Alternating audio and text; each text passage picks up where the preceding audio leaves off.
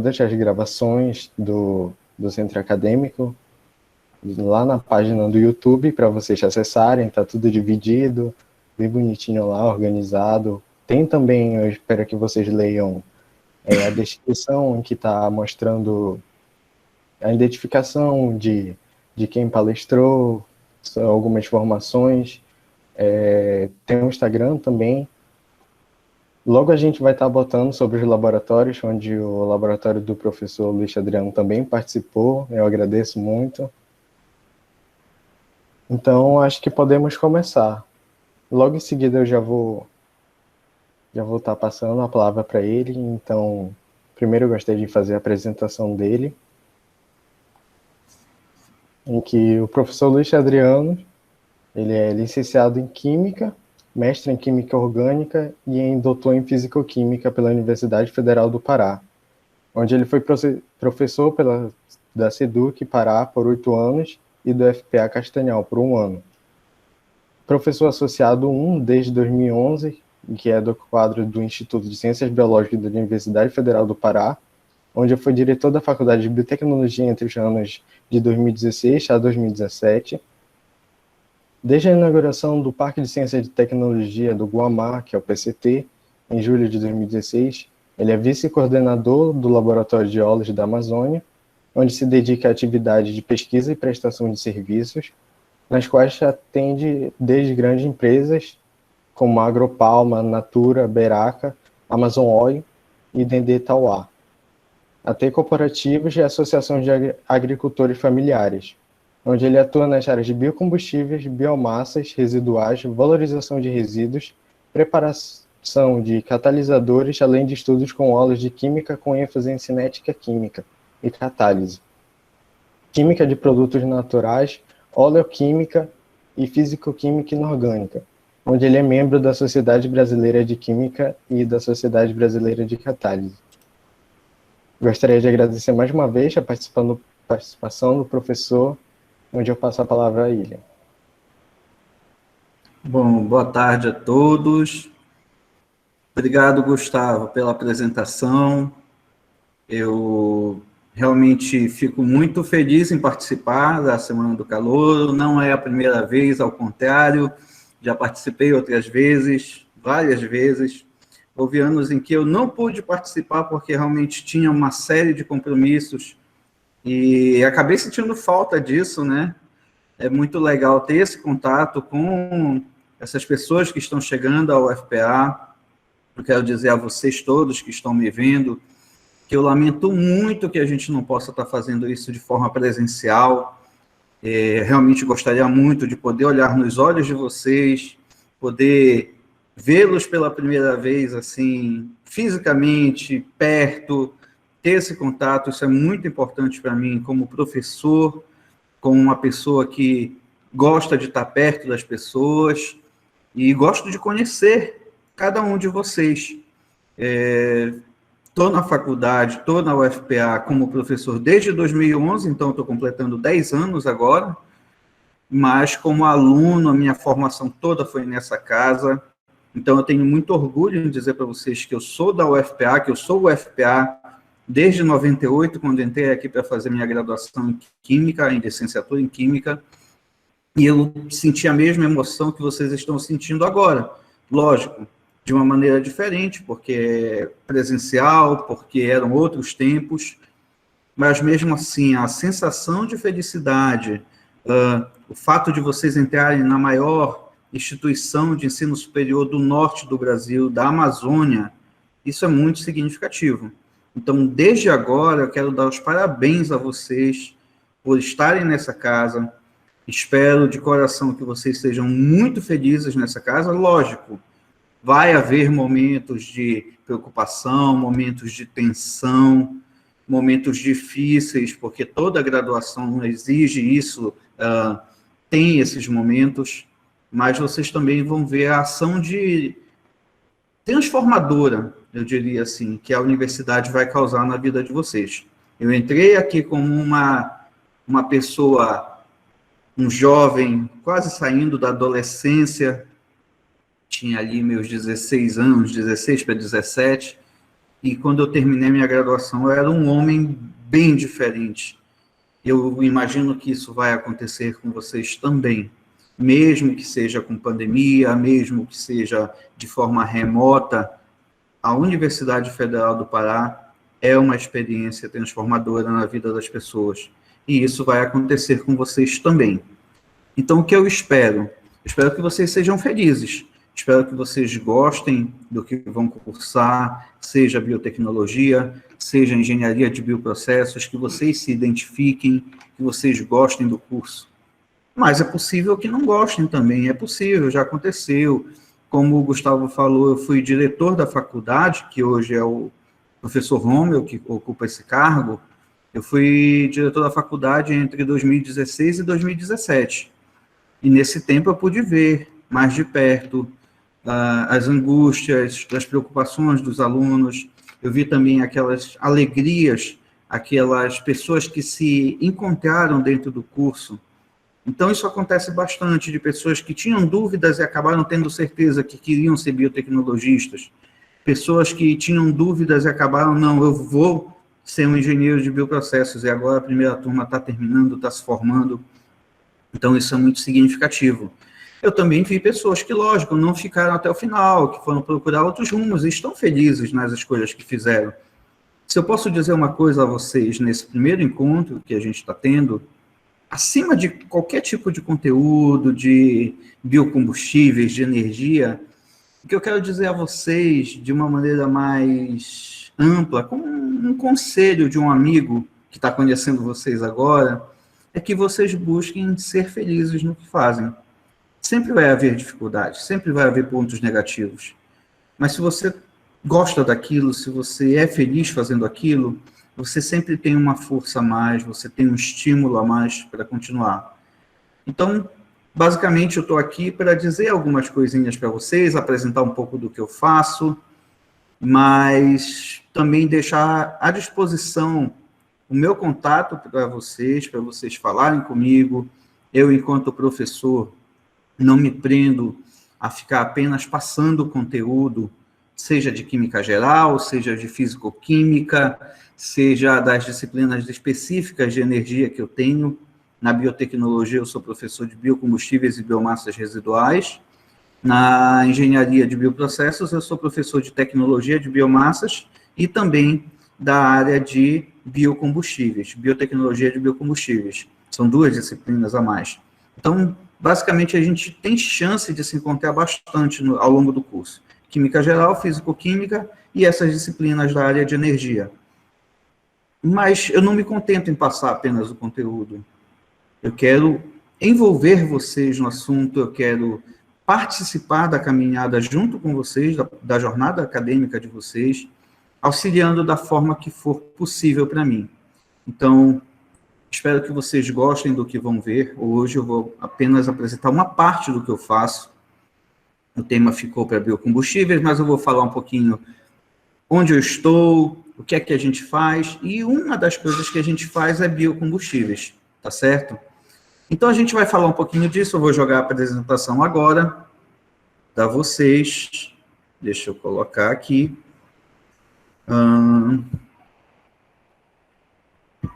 Vamos ver, eu quero que alguém me confirme se vai aparecer para vocês, tá bom?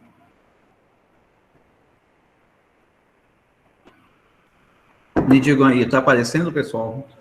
Apareceu, professor. Legal.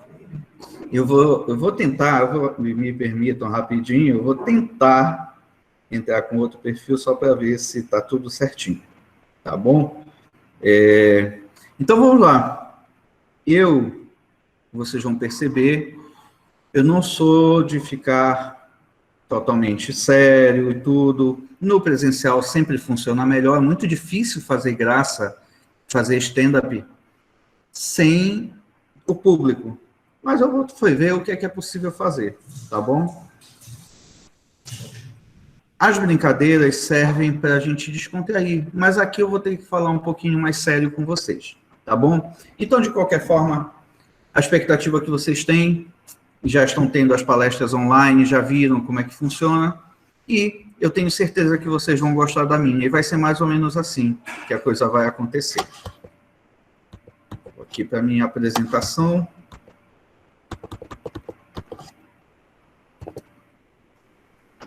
Então, eu espero que todos fiquem bem concentrados, né, que estão nas suas casas, protegidos, encontrem, assim, um bom lanchezinho para fazer agora, um refrigerante, uma cocazinha gelada, uma coquinha gelada, né, para ficar acompanhando essa palestra. Então, vai ser mais ou menos essa vibe aí que vocês estão vendo. Antes de começar a falar do tema, eu vou falar um pouquinho sobre onde nós estamos. O Gustavo falou, eu sou vice-coordenador do Laboratório de Óleos da Amazônia. É um laboratório que foi inaugurado em 2016, dentro do Parque de Ciência e Tecnologia do Guamá, que fica aqui, colado na universidade, colado mesmo, tá? O portão principal fica na Avenida Perimetral, em frente à Eletronorte. Então, quando vocês tiverem a possibilidade de estar no presencial, a gente vê se organiza uma visita de vocês aqui. Os meninos gravaram uma visita virtual, fizeram um vídeo com alguns alunos daqui do laboratório, que são do curso de Engenharia de Bioprocessos e também da Biotecnologia, e eu espero que isso já dê uma noção para vocês de onde a gente está. É um espaço realmente muito bonito, é um espaço realmente diferenciado, novo, a gente completou agora 5 anos, e eu espero que vocês tenham a felicidade, ou melhor, a oportunidade de conhecer esse espaço e serão muito bem-vindos. Desde agora, eu deixo o convite para vocês.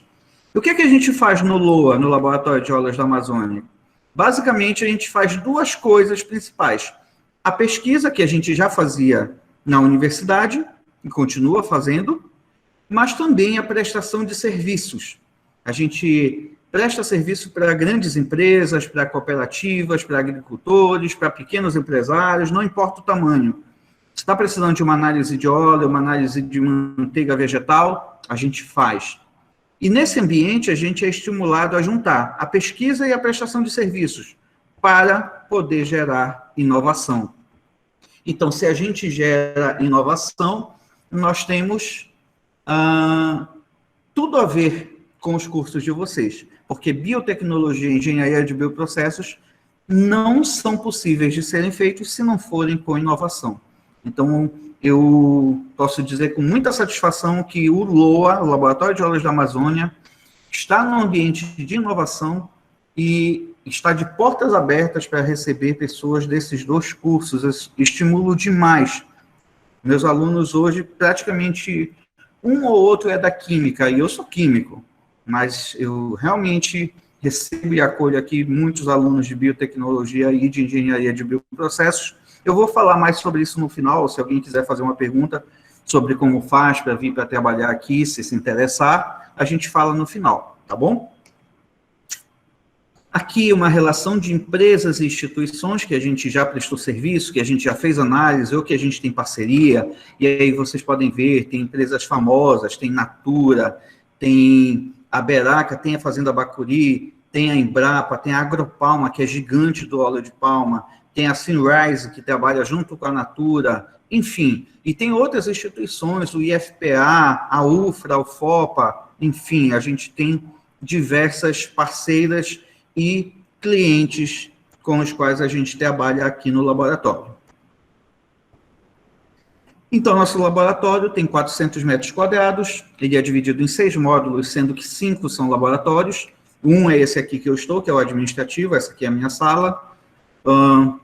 Nós temos 6 professores no grupo, 2 técnicas de laboratório, cerca de 20 alunos de pós-graduação, e hoje eu diria que uns 15, mais ou menos, uns 15 alunos de iniciação científica, que são dos cursos de Química, Biotecnologia e Engenharia de Bioprocessos.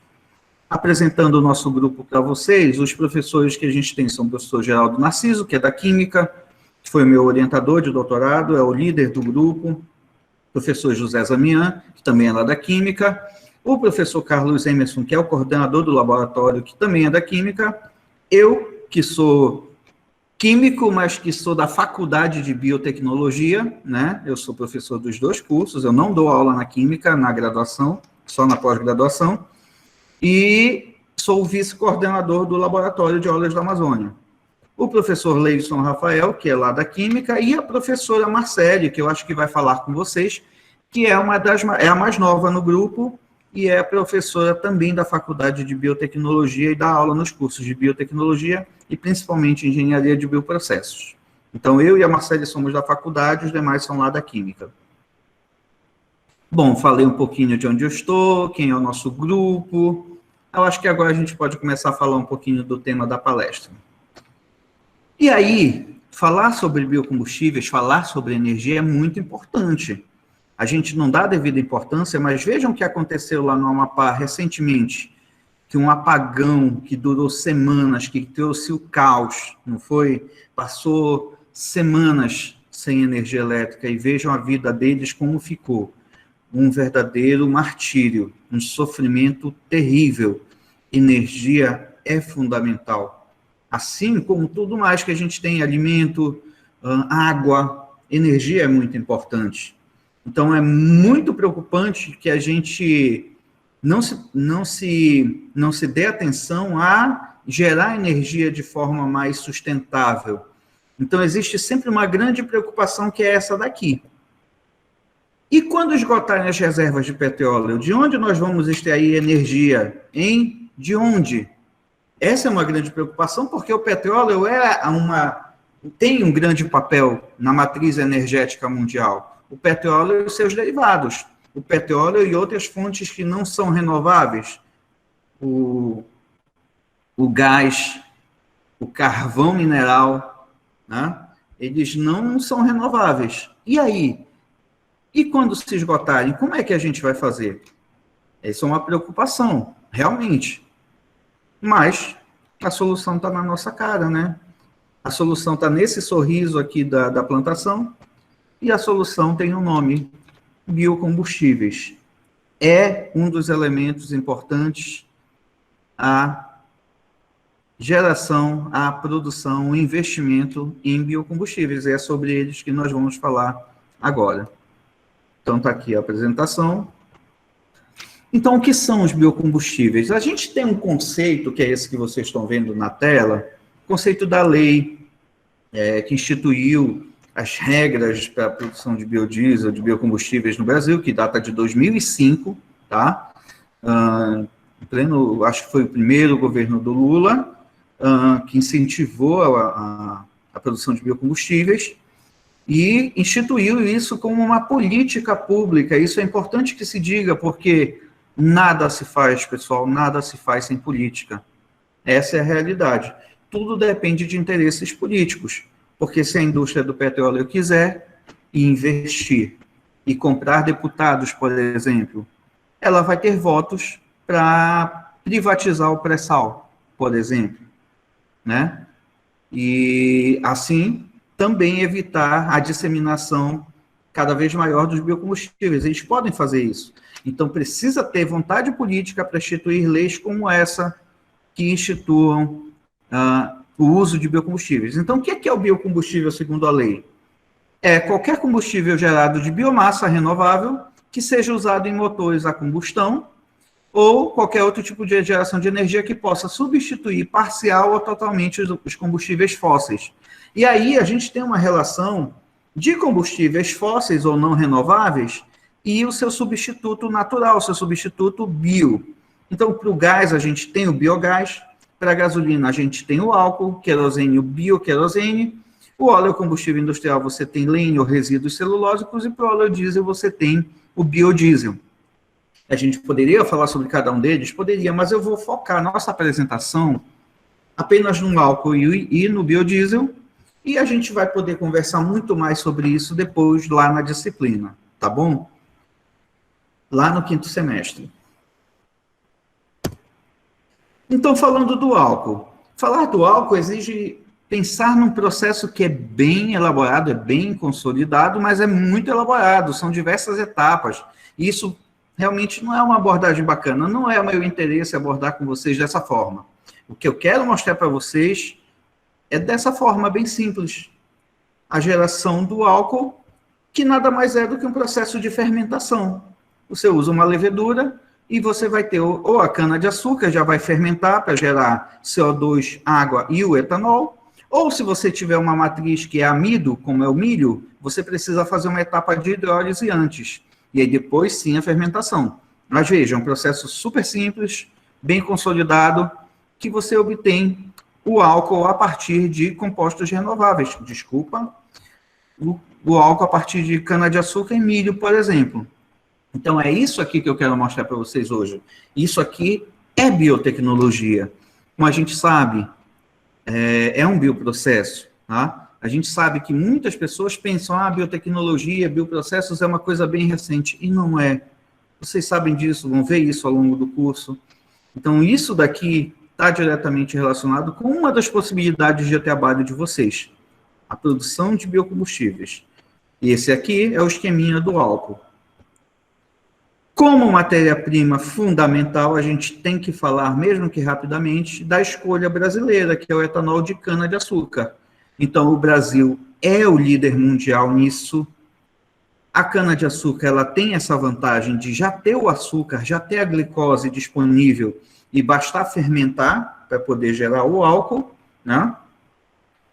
E, além disso, a queima do bagaço também gera mais energia, energia térmica, e agora existe a possibilidade também de etanol de segunda geração. Isso é muito bom mesmo, porque aumenta a possibilidade, a produtividade e a quantidade de álcool gerado a partir de cana-de-açúcar. A gente vai falar um pouquinho sobre isso mais na frente. Essa é a escolha brasileira, tá? No mercado mundial, os Estados Unidos fizeram a escolha pelo milho, eles fazem etanol de milho. E aí, como eu falei antes para vocês, quando você usa o milho ele não tem o açúcar na forma livre, ele tem o açúcar na forma de amido. Você precisa hidrolisar o amido para depois fermentar o açúcar. E aí, mesmo assim, mesmo tendo essa dificuldade, os Estados Unidos são gigantes nesse mercado e produzem muito milho, conseguem produzir mais etanol do que o Brasil. Mas é importante a gente falar aqui, mesmo que rapidamente, dessa comparação muito importante que a gente tem do balanço energético a partir de diferentes matérias-primas. Então, a gente tem aqui a cana-de-açúcar, e vocês podem ver que o retângulozinho dela está entre 8 e 10. O que é que significa estar entre 8 e 10?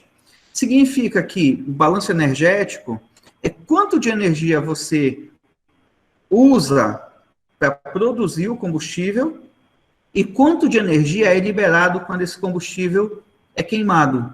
Ou seja, quanto maior for o balanço energético, mais eficiente é aquela matéria-prima, melhor é aquela matéria-prima. Então, para a cana-de-açúcar, vamos pegar aqui que seja 8.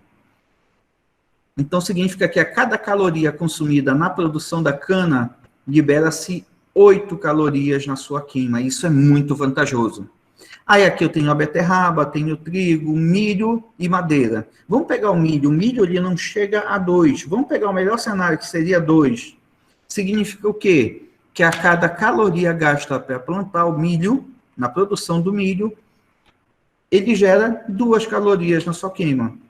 É uma vantagem? É, mas nem se compara ao balanço energético da cana, ou seja, a cana-de-açúcar tem um balanço energético muito mais favorável que qualquer uma dessas.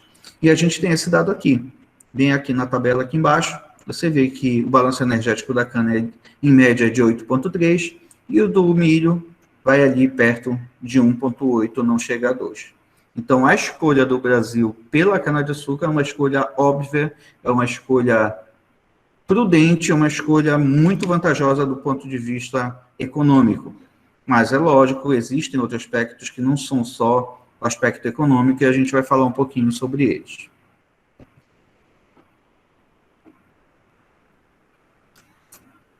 Falando sobre o biodiesel. O biodiesel é a mesma coisa. O biodiesel, quimicamente, a reação de produção do biodiesel está aí. Mas, olha, gente, eu não quero falar de química hoje. Não, química, hoje, não estou afim. Eu sei que isso daqui pode assustar alguns, o pessoal que não gosta de química orgânica e tal, mas não se preocupe, a gente não vai falar assim, a gente vai falar desse jeito. A gente vai falar de uma maneira muito mais simples, que é basicamente o quê? Você tem as sementes de qualquer espécie que produza óleo, você prensa e extrai o óleo. Esse óleo reage com etanol ou com metanol, com álcool, e Esse óleo reagindo com álcool, ele passa por uma reação de transesterificação, que é essa reação aqui, gerando o biodiesel e liberando a glicerina, que é o também conhecido como glicerol, é um subproduto, tá? Então, esse é o procedimento base para a produção de biodiesel. Óleo de alguma planta reagindo com álcool e formando o biodiesel, tá certo? O biodiesel são esses ésteres aqui, que são formados em cada uma dessas etapas, tá bom? Ésteres de ácidos graxos. Isso é o biodiesel. E aqui eu tenho um cenário que não mudou muito de 2011 para cá. O cenário da produção de biodiesel no Brasil, tá? Então, no Brasil, a grande matéria-prima é o óleo de soja. Só que cada vez mais está crescendo a participação do sebo bovino, da gordura bovina, que é um subproduto. O Brasil produz muito gado, né? Tem muito boi e, desculpa, no momento tem cada vez mais gado, infelizmente, tem muito gado, né? Cerca de 25% a 30% da população ainda são gados. Então, realmente, vai ter muito sebo bovino aí. E está aumentando a participação dele. Mas essas outras matérias-primas, que aqui estava no traçozinho, tem aumentado também. E uma das possibilidades a gente vai ver é a utilização de outros tipos de resíduos além do sebo bovino, tá bom? Então, mas o cenário é muito esse. Ainda o óleo de soja é a principal matéria-prima. E a gente tem aqui uma comparação, veja, de diversas espécies oleaginosas, cada uma delas está adaptada a uma região do Brasil. Você tem muita mamona no Nordeste, você tem muita soja no Centro-Oeste, você tem dendê ou palma, como queiram, aqui no Norte. Algodão, girassol, já é a região mais fria, você tem lá para o Sul, Sudeste. Então, o sebo bovino também, que não está colocado aqui, eu só botei as espécies vegetais aqui. E você tem os diferentes teores de óleo, mas você pode notar uma informação muito importante, é essa daqui. O rendimento da cultura. Então, você vê os valores e pode ver que a palma tem um rendimento extraordinário perto das outras. Ela é muito superior por hectare, 20 mil quilos por hectare. Então, ela tem essa vantagem de, numa mesma área, você conseguir produzir muito mais. Mas ela tem uma dificuldade, ela se adapta a algumas regiões só do país. No Pará, ela se adaptou muito bem. Também você vai encontrar muito na Bahia, um pouco no Amazonas, mas o Pará sozinho representa 90%. Mais recentemente, estão descobrindo o Tucumã. A gente sabe, a gente toma o picolé, toma o sorvete. Lá no Amazonas, o pessoal come na forma de sanduíche, o x-caboquinho, com Tucumã. Mas o Tucumã tem um óleo muito apropriado para a produção de biodiesel e tem muito aí que só precisa ser manejado na floresta. Então, tem um potencial enorme para ser o próximo dendê, sem as desvantagens do dendê, porque o dendê foi introduzido, o Tucumã é nativo, tá? E aí, o balanço energético. Lembra do balanço energético que a gente falou para o álcool? Que o da cana-de-açúcar era muito favorável perto do milho? Aqui é a mesma coisa, o dendê ou a palma, ele ganha disparado. Ele é quase o dobro, é mais que o dobro do que o da soja, que é a preferida hoje. Mas tem as outras também aqui que também são favoráveis. Todos eles são balanços energéticos favoráveis. A gente está falando aqui é que existem umas culturas que são mais favoráveis que as outras. Então, nesse ponto, o dendê ou a palma e a soja se destacam mais do que as outras espécies. Bem, então, falando de biocombustíveis, eu preciso apresentar um pequeno contexto histórico para vocês e eu vou destacar algumas informações importantes que estão relacionadas à história, como a gente está vendo, a questão ambiental, a questão econômica. Tudo isso pesa muito quando se fala de biocombustíveis.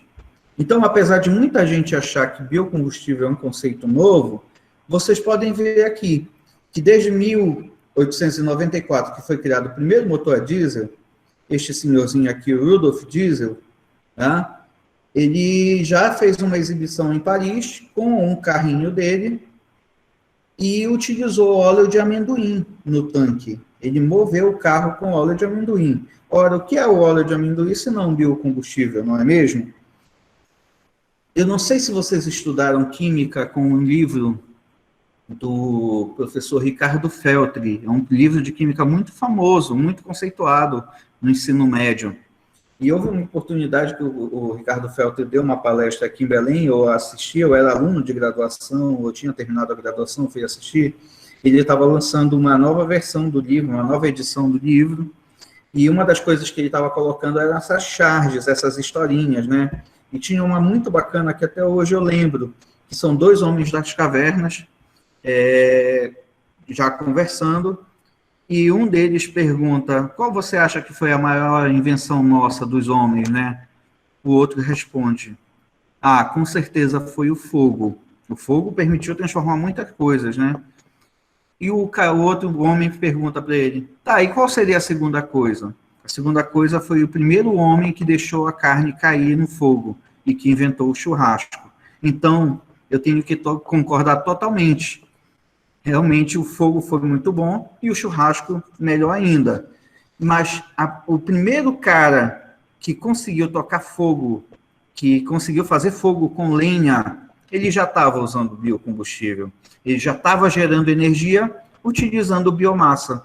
Então, biocombustíveis está longe de ser um conceito novo, tá certo?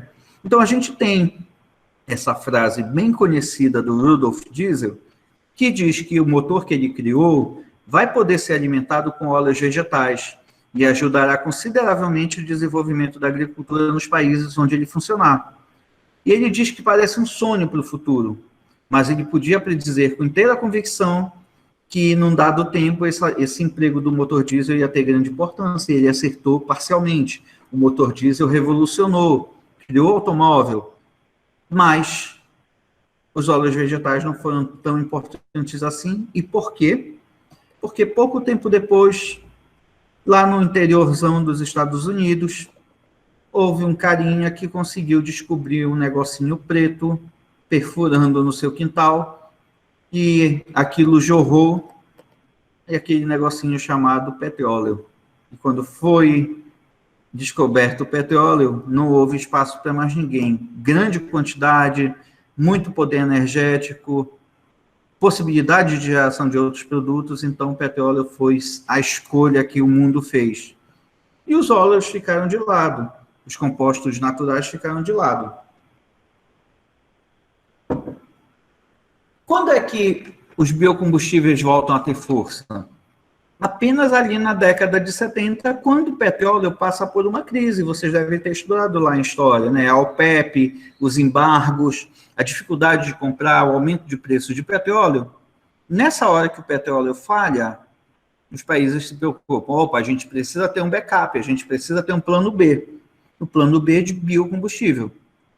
Então, com isso, o Brasil faz uma escolha também por biocombustíveis. E aí você tem o pró-álcool, você tem as pesquisas usando os óleos vegetais, ali na década de 70, década de 80. Então, o pró-álcool foi muito forte. Criar o carro a álcool a primeira vez foi muito forte como uma alternativa para não depender tanto de petróleo.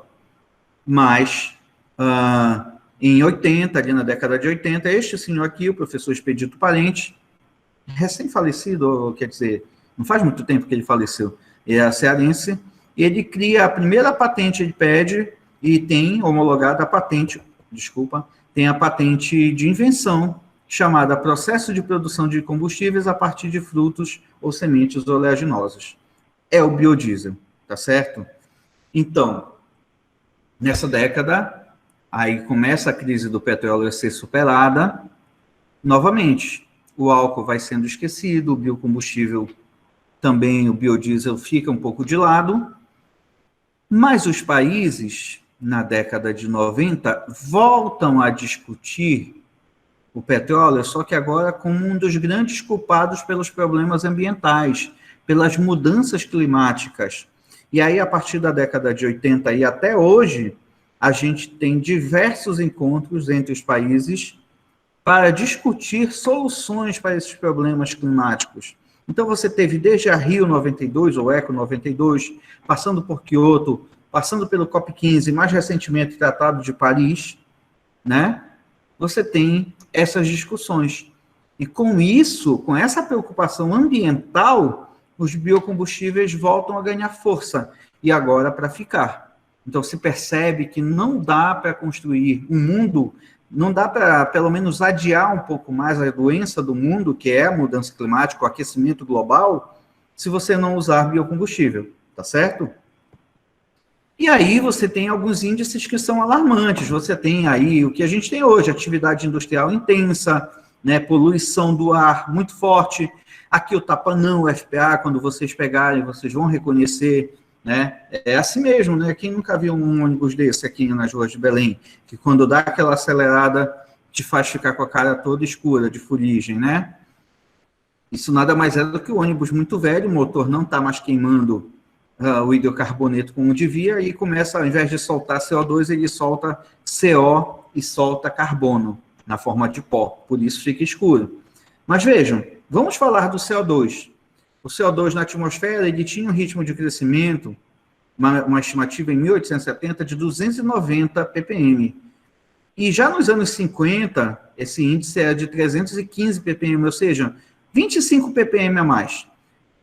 Isso num período de 80 anos, tá? 25 ppm. Depois você tem um crescimento, em 55 anos, de 65 ppm.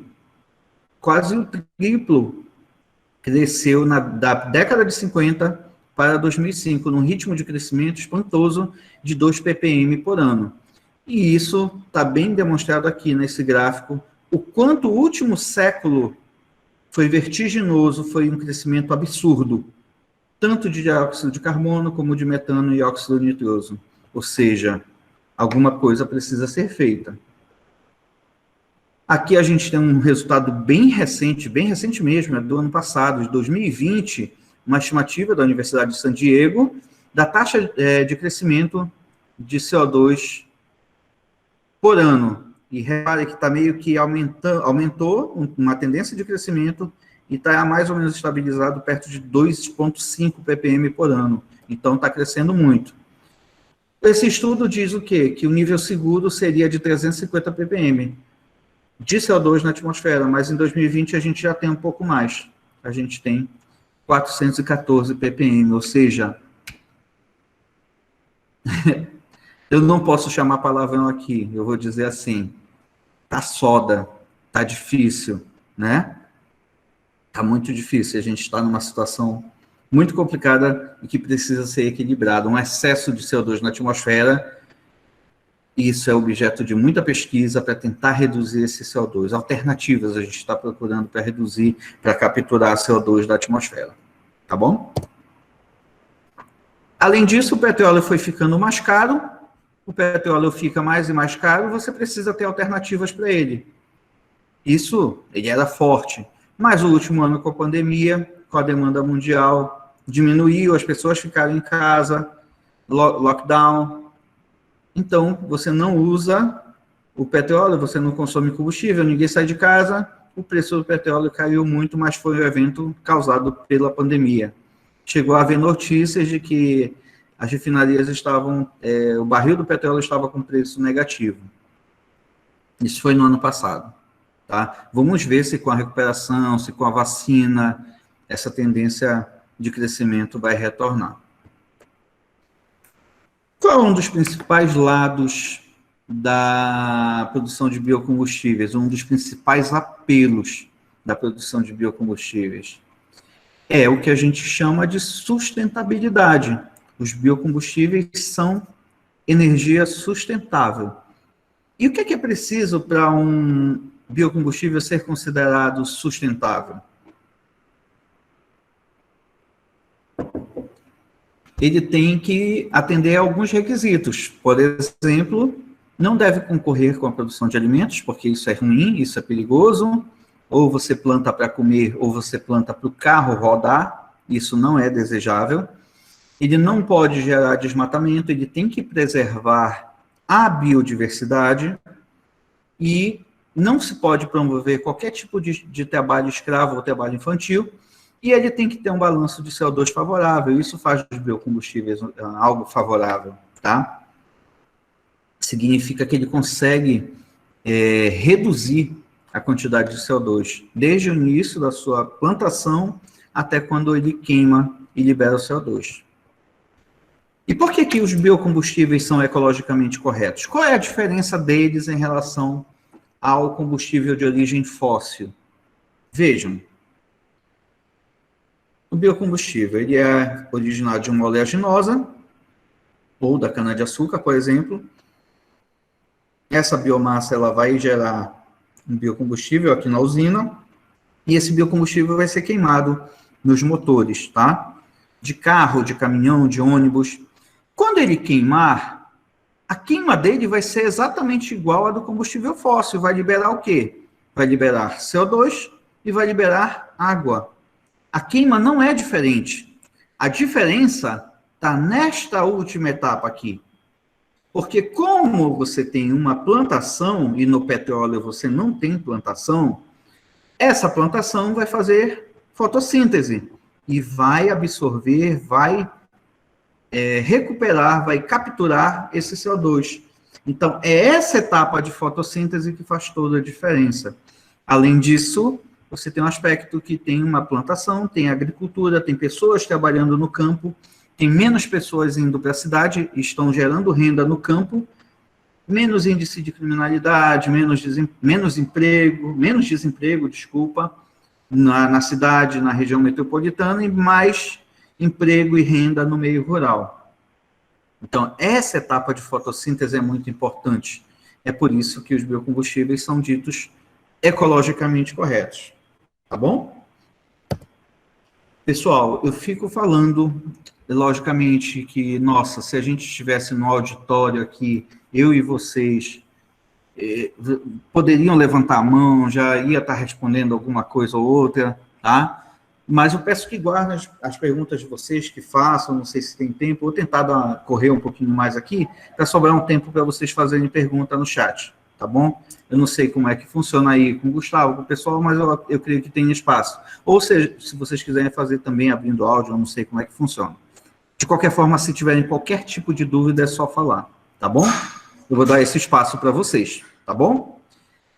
Então, vejam, eu tenho uma foto bem emblemática aqui, que é da plantação de cana-de-açúcar. E ela tem um problema, está bem descrito aqui nessa frase, de um promotor do Ministério Público de São Paulo. O álcool em si, ele é um combustível limpo, mas a produção dele é suja.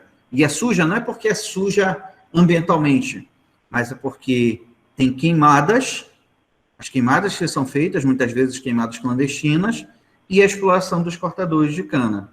Isso é um dos aspectos mais preocupantes, um dos aspectos mais sérios. Essa coisa de você ter tecnologia de ponta, mas ao mesmo tempo estar usando o trabalho, explorando o trabalho das pessoas, tá certo? De uma forma até, muitas vezes, desumana. Isso é preocupante. Então, isso é um ponto que tem que ser observado. E está retratado aqui nessa charge do Angeli,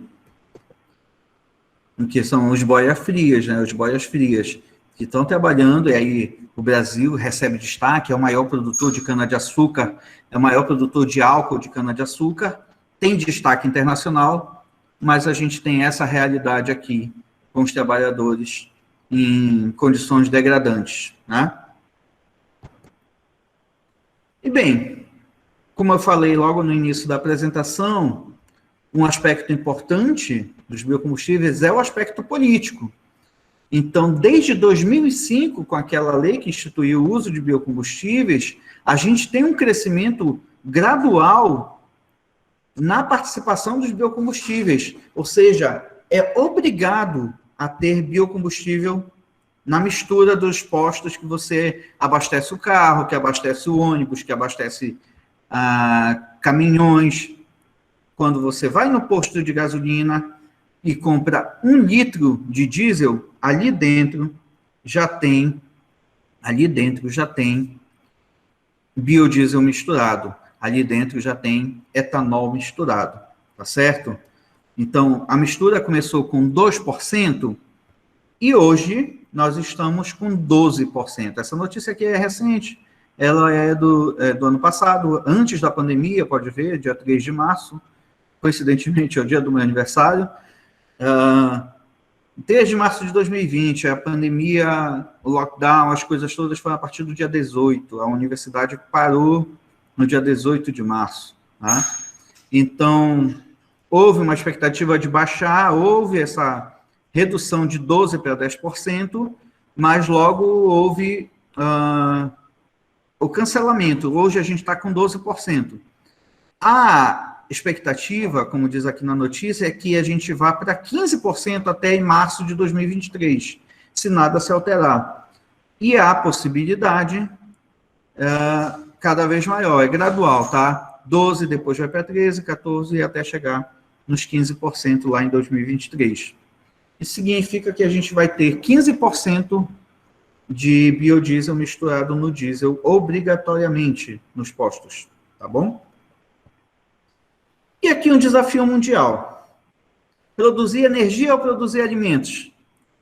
O Pará tem uma área muito grande, o Brasil tem uma área muito grande, e tem áreas que hoje estão degradadas, que não tem mais floresta, que não tem mais capoeira, que não tem mais pasto, o pasto deixou degradado, e são áreas que podem ser utilizadas. Mas vejam, o que é utilizado hoje no Brasil, em termos de etanol, produção de etanol e produção de biodiesel, é pequeno, é menos de 1% da área agricultável, tá? Então, há ainda muito espaço disponível para expandir, para produzir mais para biodiesel, tá? Mas, logicamente, você tem que equilibrar isso com a produção de alimentos também. Então, quando se fala em terras para agricultura, você tem que pensar muito bem. Produzir alimentos ou produzir energia? Há espaço para crescer ambos? Há. Depende de bom senso, tá certo? Mas tem muito espaço. E aqui, um dos principais pontos que foram incentivados por essa política é justamente de utilizar espécies ou matérias-primas adequadas a cada região. Então, você tem aqui, para o norte foi definido que é o dendê, para o nordeste é a mamona, para o centro-sul você já tem cana-de-açúcar, girassol, amendoim, tem o gado, né, tem o boi, que vai dar origem ao sebo bovino.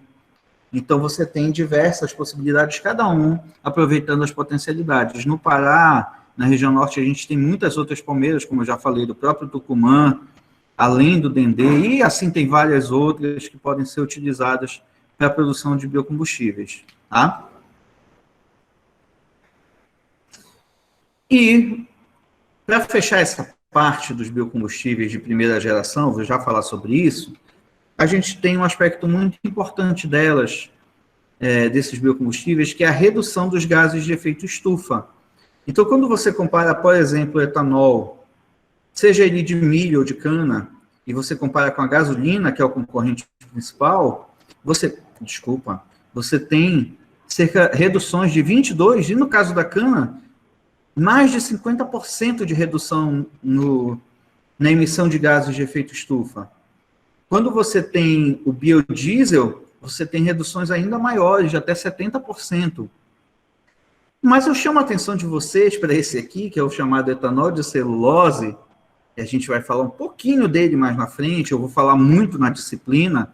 O pessoal de engenharia de bioprocessos praticamente tem uma disciplina que é muito isso aqui, que é de biomassas, mas a biotecnologia também tem já misturada uma disciplina só na biotec, que é biocombustíveis e biomassas residuais, que eu falo um capítulo inteiro só sobre celulose, hemicelulose e lignina, tá? É muito importante, é o futuro, tá, pessoal? Já tem muita coisa acontecendo, mas é muita coisa para o futuro aí, muitos caminhos. Então, o etanol de celulose, ele é muito vantajoso. Olha o quanto ele consegue reduzir.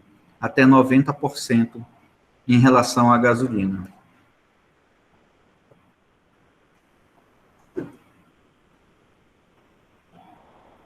Quando a gente fala do biodiesel, eu tenho esse quadro detalhado aqui, que você pode ver. Uma das grandes vantagens é que ele é renovável, ele é menos poluente, já que ele não tem enxofre, como o petróleo tem enxofre, ele tem uma combustão mais completa e ele reduz a emissão de gases de efeito estufa. E você tem aqui o quanto o biodiesel consegue reduzir. em comparação com o diesel, você pode ver enxofre até 100%, né? Você não tem enxofre, coisa que você tem no petróleo.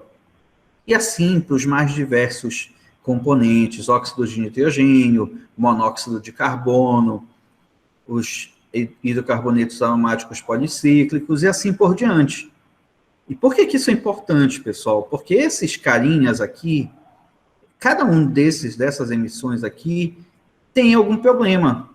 Olha o risco, hidrocarboneto, riscos ao meio ambiente. Eles oxidam o ozônio, o dióxido de enxofre, chuva ácida, dióxido de carbono, efeito estufa, óxido de nitrogênio, também chuva ácida, também efeito estufa. Além disso, o monóxido de carbono tem problemas aqui para a saúde, né? O monóxido de carbono reduz a oxigenação do sangue, o CO2, ele causa distúrbios na respiração, óxido de enxofre, inflamações graves, enfim, você tem uma série de problemas relacionados com esses gases que são emitidos e que os biocombustíveis reduzem, tá certo? Então, tudo isso aqui é vantajoso em relação aos biocombustíveis. E, indo para a parte final da apresentação, para não cansar muito mais vocês, as gerações de biocombustíveis. Os biocombustíveis, eles têm 4 gerações até agora. A primeira geração são esses que eu falei para vocês, biodiesel e o etanol, tá? Nessa forma que a gente conheceu, biodiesel de oleaginosas, o etanol de cana-de-açúcar e de milho, por exemplo. A segunda geração, ela é muito igual à primeira, muito parecida, só que agora a matéria-prima não é mais a mesma. A matéria-prima da segunda geração são os resíduos, são materiais de alta produtividade ou resíduos. Por exemplo, quando você pega um óleo de uma cozinha de restaurante, pode ser o RU, o restaurante universitário, que gera lá, vai fritar, vai fazer suas frituras e tudo, e vai gerar ali alguns tanques de óleo. Vai ser armazenado esse tanque de óleo de cozinha usado. E você vai tentar transformar esse óleo de cozinha usado em biodiesel. É possível? É possível, dá para fazer, tá certo? Não só isso. Quando você pega, por exemplo, uma indústria de frutas, que produz polpa de bacuri, que produz polpa de cupuaçu, uma empresa, uma casa que bate açaí. Quem passou por qualquer casa que vende açaí, qualquer loja que vende açaí, vê na frente dessa loja o quê? Aquelas grandes embalagens, aqueles grandes sacos contendo vários e vários quilos de caroço de açaí, não é verdade? E aí, qual a utilidade daquele caroço de açaí? Muitas vezes só serve para fazer você cair, tropeçar. Muitas vezes dá para fazer artesanato, dá. Mas dá para fazer coisa muito melhor. Se você for queimar, você vai estar gerando um problema. Você pode até gerar energia, mas você também está liberando muito CO2. E aí, uma saída é produzir álcool a partir desses caroços, dessas cascas de frutas, resto de madeira. Tem muita quantidade disponível que dá para você usar de resíduos para a produção de biodiesel e de etanol. Eu vou confessar a vocês, esse é o meu próximo passo como pesquisador. Eu quero trabalhar muito com isso. Mas também quero trabalhar com a terceira geração, e já estou trabalhando. A terceira geração é quando você envolve aí aspectos que estão diretamente relacionados com vocês, viu? Vocês que são futuros biotecnologistas, futuros engenheiros de bioprocessos, que vão estudar um monte de coisa, inclusive genética, inclusive engenharia genética. E vocês vão poder ver que tem espécies sendo melhoradas para produzir menos lignina, para ter uma maior produtividade, ou ainda micro-organismos, como cianobactérias, como microalgas, que podem produzir esses combustíveis, podem produzir o óleo. E eu tenho uma aposta muito grande nisso. Já tenho trabalhos, a gente vai falar rapidinho daqui a pouco, envolvendo esses micro-organismos. Então, quando você tem esse melhoramento genético, quando você tem micro-organismos ou plantas melhoradas, você tem a terceira geração. E a quarta geração é você também usar ferramentas como melhoramento genético, só que agora para retirar o CO2 da atmosfera. Então, você consegue produzir plantas que conseguem armazenar CO2, nos troncos, nos galhos, nas folhas. Essa quarta geração é muito promissora, é uma coisa muito mais avançada e é uma tecnologia de carbono negativo, porque durante a plantação, durante a produção, ela vai retirar CO2 da atmosfera. Então, isso é um desenho geral. Ah, Adriano, pode falar melhor de cada uma delas? É um dos capítulos das disciplinas lá do quinto e sexto semestre, tá bom? Então, aqui a gente tem notícias envolvendo a segunda geração. Vejam que já tem empresas de fazer etanol com bagaço, de fazer etanol celulósico. Aqui no Brasil, a gente já tem uma usina em Alagoas fazendo etanol de segunda geração. Onde é que entram os biotecnologistas e engenheiros de bioprocessos?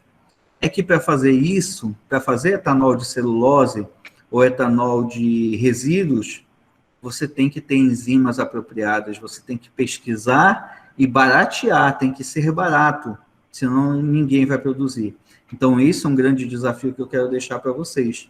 Quem se interessar pela área, trabalhar com enzimas, né? Procurar, investigar, prospectar enzimas que possam fazer essa transformação e de forma barata, de forma baratear os custos. Você patentear, de repente, um processo, você criar um bioreator que possa usar uma enzima específica, um micro-organismo específico, isso vai te dar um bom retorno lá na frente. Então, isso aí é uma perspectiva legal.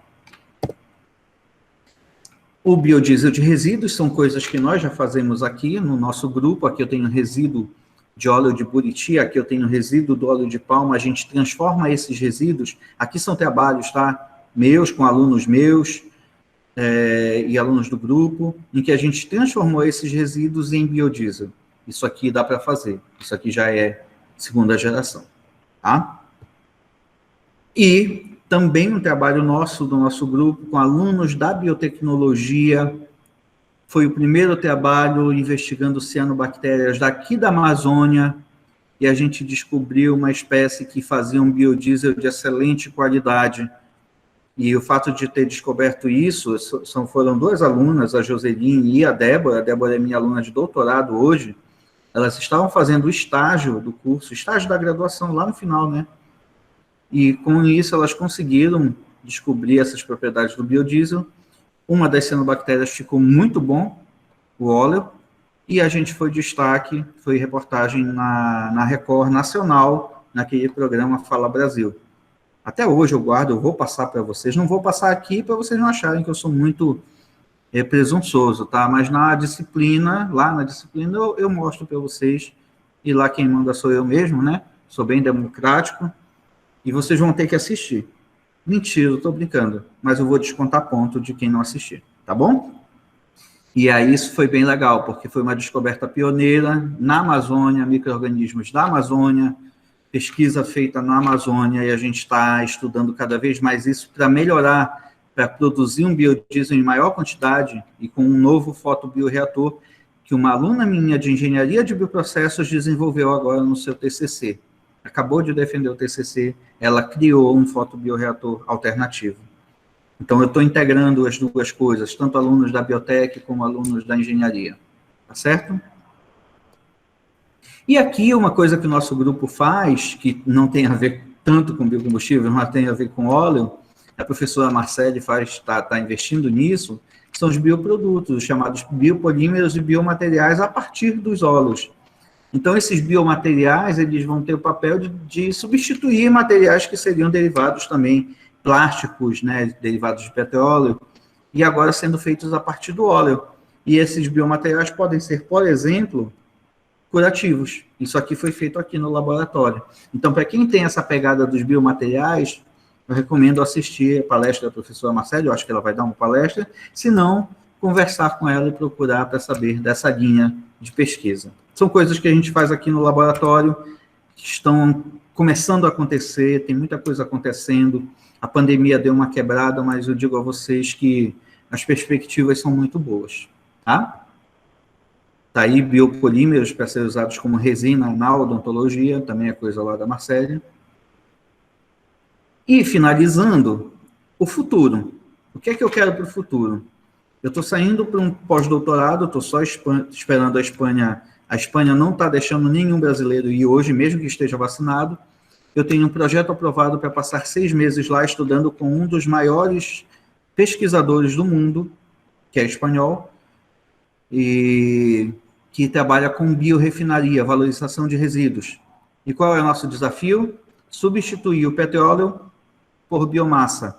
Fazer com que a gente produza gasolina, diesel, combustível de aviação e também produtos químicos, as moléculas plataforma. Eu vou falar sobre elas com vocês já já, a partir de biomassa. Então, não vai ser só combustível, vai ser moléculas plataforma também, ao invés de usar o petróleo. E quem são essas moléculas plataforma? São moléculas como ácido levulínico, ácido fórmico, que dão origem a diversas outras que são usadas na indústria. Então, por exemplo, aqui, o 1,3-propanodiol é uma molécula plataforma, que vai dar origem a diversos... Desculpa, esta molécula aqui vai dar origem a várias substâncias, polímeros, derivados acrílicos, entre outros, que vai ser obtido a partir de biomassa. Aqui, eu tenho ácido sucínico, dando origem a diversos produtos que hoje são obtidos a partir de petróleo e seriam obtidos a partir de biomassa. Aqui um exemplo. A biomassa deu origem à glicose, a glicose foi trabalhada e gerou esses derivados de hidroximetilfurfural. Eu obtive poliésteres e obtenho combustível verde. Tudo a partir de quem? Da biomassa. Isso é o que a gente chama de biorefinaria.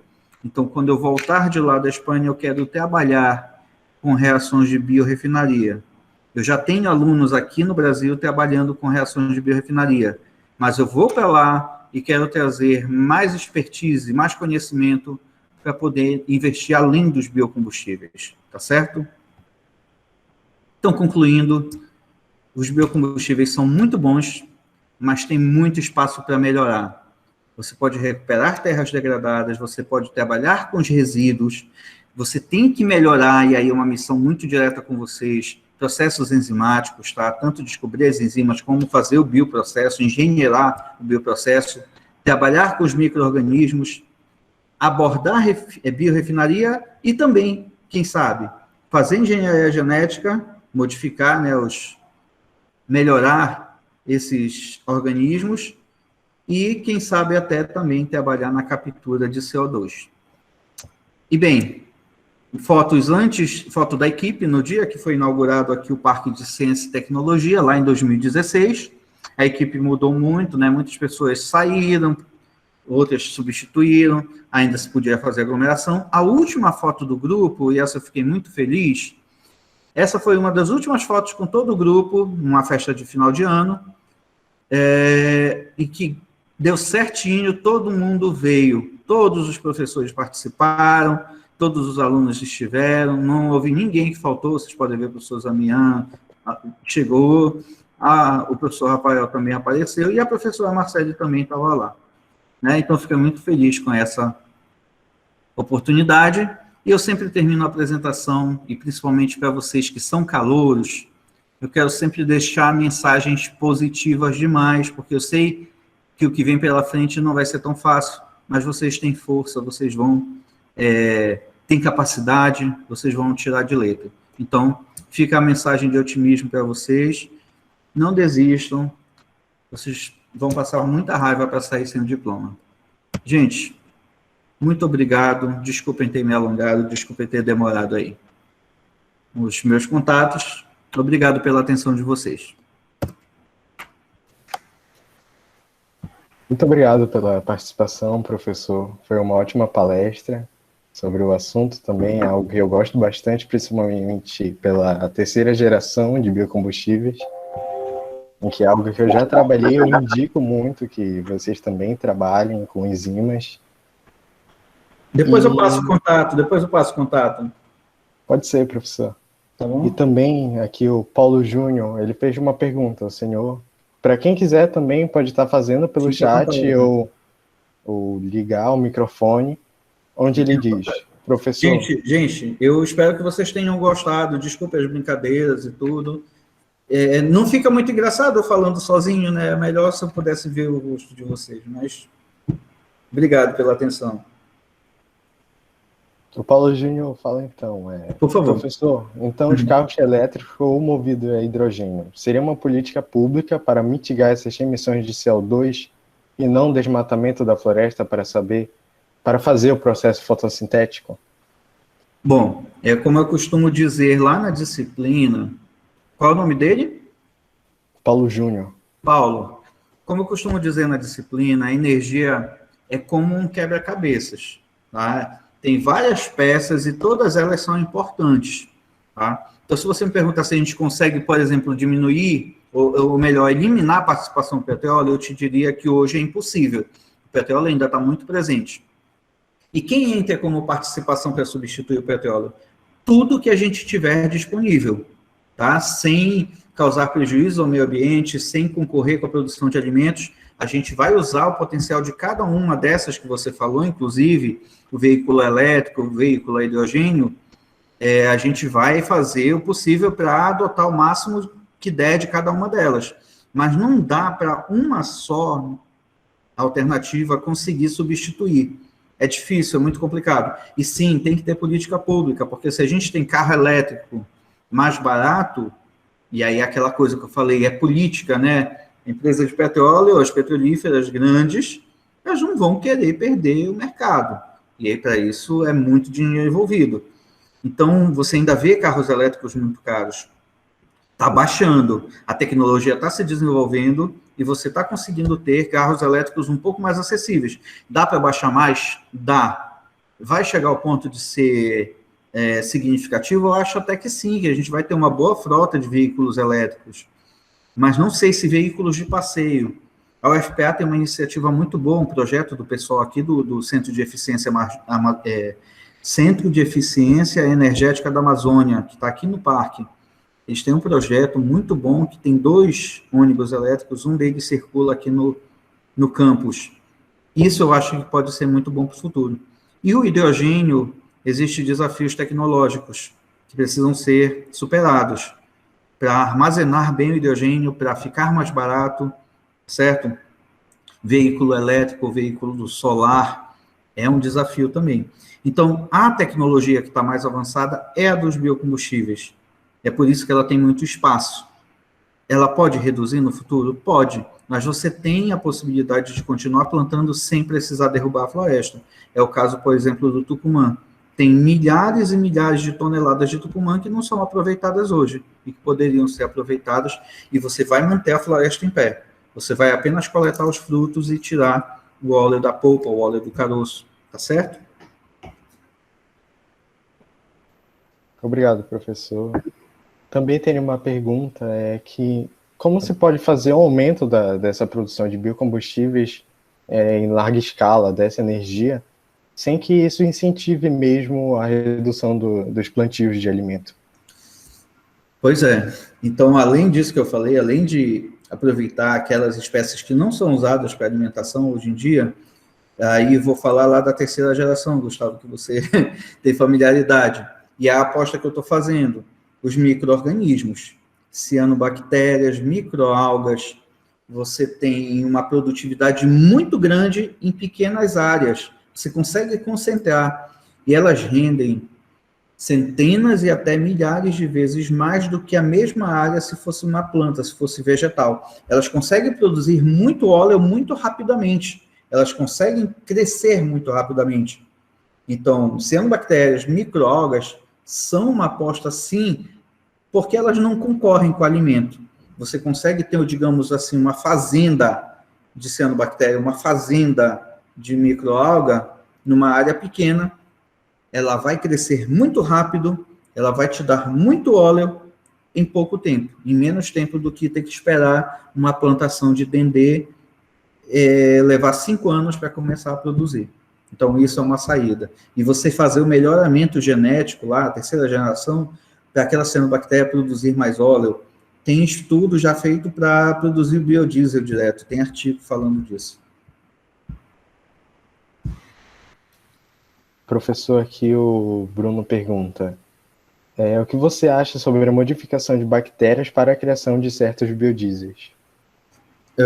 Como eu acabei de falar, né, é uma possibilidade, sempre, né, qualquer tipo de melhoramento tem que ser visto com cuidado, com cautela, mas quando se trata desses micro-organismos, se faz todos os testes, eu não vejo nenhum problema, não vejo nenhum problema mesmo, eu até acho que é muito mais viável, muito mais rápido você ter resposta com esses organismos mais simples, né, do que trabalhar com organismos mais complexos. Fazer biotecnologia vegetal é um desafio, né, a gente tem poucos especialistas, são muito bons, e a gente, inclusive, vai ter um novo profissional dentro em breve, porque tem concurso para essa área. Então, eu vejo com bons olhos isso. Vejo com muito bons olhos essa possibilidade. Eu acho que é uma coisa bem possível que está sendo muito pesquisada, não só no Brasil, mas no mundo todo. A Bárbara pergunta aqui, qual o destino e tratamento dos resíduos gerados durante a produção de biodiesel a partir do Tucumã, por exemplo? Não é mais vantajoso investir em alternativas com cianobactérias para evitar esse problema? É como eu disse, qual é o nome? A Bárbara. Bárbara, é como eu disse no final, é um quebra-cabeça. Realmente é mais vantajoso e tudo, mas a tecnologia que está mais difundida ainda é com óleo vegetal. Então, por enquanto, ainda é vantagem ficar trabalhando com os óleos vegetais. A partir do momento que você encontrar micro-organismos, encontrar tecnologia, um bioprocesso engenheirado para ter o máximo rendimento, aí você começa a pensar nas fazendas de micro-organismos. Sim, aí vai dar um show. Mas, enquanto isso, todos eles vão ser importantes. Todos eles vão ser importantes por enquanto. Existem comunidades afastadas no interior, lá do Amazonas, por exemplo, que não vai ter como hoje chegar lá uma planta de cianobactéria para fazer biodiesel. Não tem hoje. Mas tem lá milhares e milhares de árvores de Tucumã. Então, por que não criar um sistema ali de coleta, de manejo, de maneira pensada, sustentável, respeitando a biodiversidade, que possa levar energia para esses interiores, que possa gerar energia ali mesmo. Então, isso é possível, isso é um pensamento, mas é como você está completamente certa. Para o futuro, é lógico que a gente vai querer aquela que é mais vantajosa, mas, por enquanto, o que a gente tem é que investir em cada pecinha desse quebra-cabeça, tá bom? Muito obrigado, professor, pela apresentação. Foi ótimo receber o senhor aqui, mais uma vez. Eu que agradeço, Gustavo, fico muito feliz, eu ficaria mais feliz se eu pudesse ver todos vocês, e fico feliz por vocês estarem entrando na UFPA, vai ser uma casa para vocês, espero que vocês sejam felizes aqui, e tenham certeza que podem contar comigo. Quem não pegou meu contato depois, o Gustavo tem, com certeza, a Giovana tem, a Natália, podem passar para eles, para quem precisar. Uma coisa importante, para quem se interessou pelo assunto, pela área, que queira me procurar depois para falar sobre estágio, sobre qualquer coisa assim, por enquanto a gente está retornando agora às atividades presenciais, aos poucos, mas em épocas normais as portas estão abertas. É só importante fazer ali o começo do curso, primeiro, segundo semestre, você vê química, você vê físico-química, química orgânica, depois que você passa disso, aí a gente pode conversar, tá bom? Obrigado, professor. A gente, sim, ligue as câmeras, quem tiver à disposição e puder ligar as câmeras também. Eu agradeço a todos vocês pela atenção, viu, gente? Muito obrigado pela atenção de vocês, tá? Nós iremos dar 5 minutinhos para o próximo professor, que é o professor Schubert, que ele vai estar falando sobre vacina, sobre imunologia. Paula, Salomão. Muito legal, gente. Um prazer, viu? Quem eu ainda não conheço, os que eu já conheço. Ayana. Legal, esse eu não conheço, Schubert.